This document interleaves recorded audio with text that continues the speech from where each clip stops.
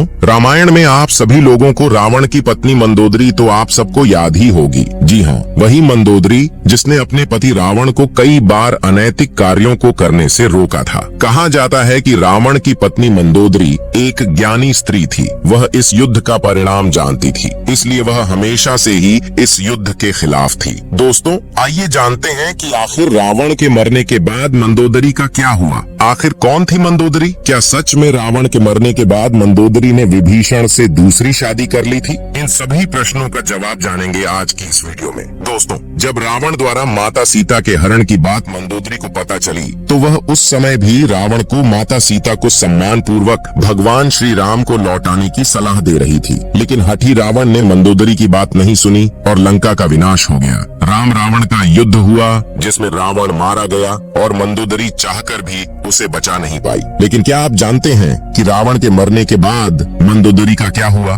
दोस्तों, यह वीडियो बहुत महत्वपूर्ण वीडियो है, इसलिए आपसे निवेदन है कि आप इस वीडियो को अंत तक जरूर देखें, क्योंकि अधूरी जानकारी विष के समान होती है। साथ ही हमारे चैनल को सब्सक्राइब करके कमेंट में जय श्री राम अवश्य लिखें। तो दोस्तों, सबसे पहले बात करते हैं कि आखिर कौन थी मंदोदरी। हिंदू पुराणों में उल्लेखित एक कथा के मुताबिक मधुरा नाम की एक अप्सरा हुआ करती थी जो भगवान शिव से काफी ज्यादा प्रभावित थी। इसलिए वह एक बार भगवान शिव से मिलने कैलाश पर्वत पर पहुंच गई। उस वक्त कैलाश पर्वत पर भगवान शिव अकेले थे और माता पार्वती कहीं गई हुई थी। कथा के मुताबिक भगवान शिव को कैलाश पर्वत पर अकेला पाकर अप्सरा मधुरा उन्हें लुभाने की कोशिश करने लगी। कुछ देर बाद जब देवी पार्वती कैलाश पर्वत पर आई तो उन्होंने मधुरा के शरीर पर भगवान शिव का भस्म लगा हुआ पाया, जिसे देखकर माता पार्वती क्रोधित हो गई और क्रोध में आकर उन्होंने मथुरा को श्राप दे दिया कि तुम अगले 12 वर्ष तक मेढकी के रूप में जीवन व्यतीत करोगी।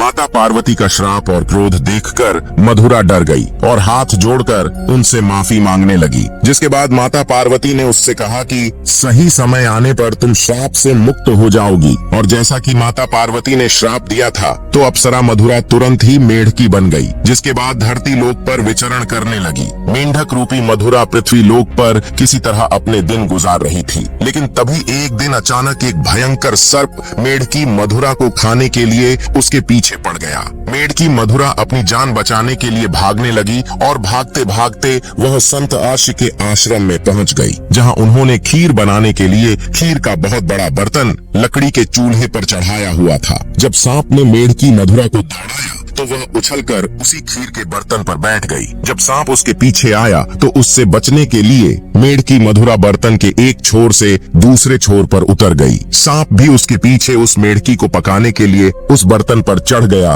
और दूसरे छोर पर जाने की कोशिश करने लगा। लेकिन दुर्भाग्य से वह सांप फिसलकर खीर के बर्तन में गिर गया और खीर गर्म होने के कारण गिरते ही वह मर गया। किंतु अब मेंढकी बनी उस मधुरा को यह चिंता सताने लगी कि जब अर्षिगण यहाँ आएंगे और वे यह खीर खाएंगे तो जहरीले सांप की वजह से उनकी मृत्यु हो जाएगी। और मधुरा यह हरगिज नहीं चाहती थी कि उसकी वजह से सप्तऋषियों की जान जाए, इसलिए वह वहीं बैठकर अर्षियों का इंतजार करने लगी। जैसे ही अर्षि वहां आए उनके सामने ही तुरंत खीर के बर्तन में वह कूद गई। अर्षियों ने उसे मेढकी को बर्तन में कूदते हुए देख लिया, इसलिए उन्होंने सोचा कि अब तो यह खीर खाने योग्य नहीं है और उन्होंने खीर को वहीं फैला दिया। खीर फैलने पर उन्होंने देखा कि उस बर्तन में मेंढकी के अलावा एक सांप भी मरा हुआ है। ये देखकर सब आर्षि तुरंत समझ गए कि इस मेंढकी ने हम आर्षियों की जान बचाने के लिए अपने प्राणों का बलिदान दे दिया। मेंढकी के इस नेक काम को देखकर सभी आर्षियों ने अपनी शक्ति से उस मेंढकी को जीवित कर दिया और उसे कन्या का स्वरूप दे दिया, जिससे अब मधुरा मेंढकी से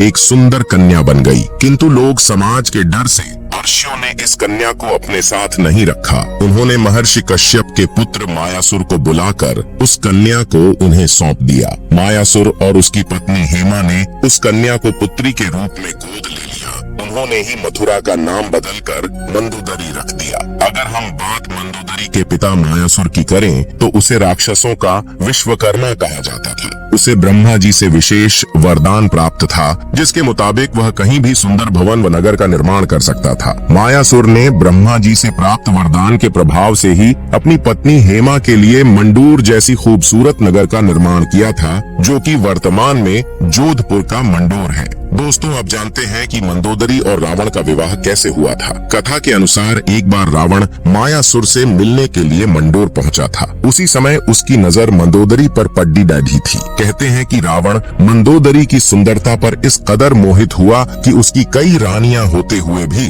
उसने मंदोदरी को यह वचन दिया कि केवल मंदोदरी उनके प्रमुख रानी और लंका की महारानी होगी। रावण मंदोदरी को देखते ही उसकी सुंदरता पर मोहित हो गया, इसलिए उसने असुर राज मायासुर के सामने मंदोदरी के साथ विवाह का प्रस्ताव रख दिया। कहा जाता है कि जब विवाह के लिए रावण और मंदोदरी की कुंडली का मिलान हुआ तब स्थितियां ठीक नहीं थीं, लेकिन रावण के प्रताप को देखकर मायासुर ने उसे डर से मना नहीं किया। वहीं दूसरी तरफ मंदोदरी भी रावण से विवाह नहीं करना चाहती थी, लेकिन अपने पिता की बातों को टाल ना सकी, जिस वजह से मंदोदरी ने रावण से विवाह के लिए हामी भर दी और राजस्थान के जोधपुर के मंडोर रेलवे स्टेशन के पास एक जगह है, इसके बारे में ऐसी मान्यता है कि यहीं पर रावण ने मंदोदरी के संग 7 फेरे लिए थे। कहा जाता है कि राजस्थान के जोधपुर के मंडोर में मंदोदरी और रावण का विवाह हुआ था। कुछ मान्यताओं के मुताबिक भगवान शिव के वरदान के कारण मंदोदरी का विवाह रावण से हुआ था। मंदोदरी ने सिविल ईश्वरनाथ मंदिर में भगवान शिव की आराधना की थी। यह मंदिर मेरठ के सदर इलाके में है।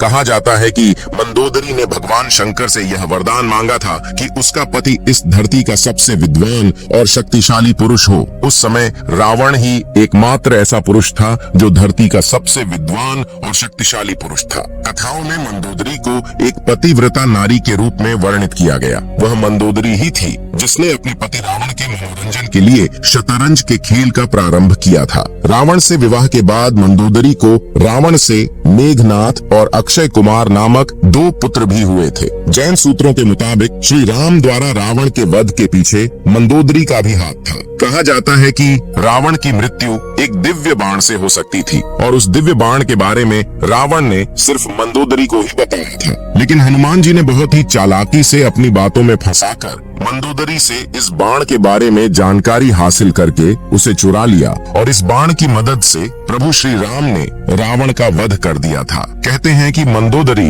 अपने पति द्वारा किए गए बुरे कार्यों से अच्छी तरह परिचित थी। वह हमेशा रावण को यही सलाह देती थी कि बुराई के मार्ग को त्याग कर सत्य की शरण में आ जाए, लेकिन अपनी ताकत पर घमंड करने वाले रावण ने कभी मंदोदरी की बात को गंभीरता से नहीं लिया और उसका परिणाम तो आप सभी जानते ही हैं। दोस्तों अब जानते हैं कि क्यों किया मंदोदरी ने विभीषण से विवाह। जब रावण ने सीता का हरण किया था उस वक्त मंदोदरी ने इसका विरोध किया था। उसने रावण से मां सीता को पुनः राम को सौंपने को कहा था, लेकिन रावण ने मंदोदरी की बात को अनसुना कर दिया। प्रचलित कथाओं के मुताबिक राम रावण की युद्ध में विभीषण और मंदोदरी सहित कुछ गिने चुने लोगों को छोड़कर रावण के पूरे कुल का नाश हो गया था। रावण की मृत्यु की खबर जब मंदोदरी को मिली तो वह विलाप करते हुए युद्ध भूमि में पहुंच गई और रावण के शव को देखकर तेज आवाज निकालकर रोने लगी। कहते हैं कि वहां युद्ध भूमि में मंदोदरी की नजर प्रभु श्री राम से भी टकराई थी। मंदोदरी को इस तरह से विलाप करता देख प्रभु श्री राम को भी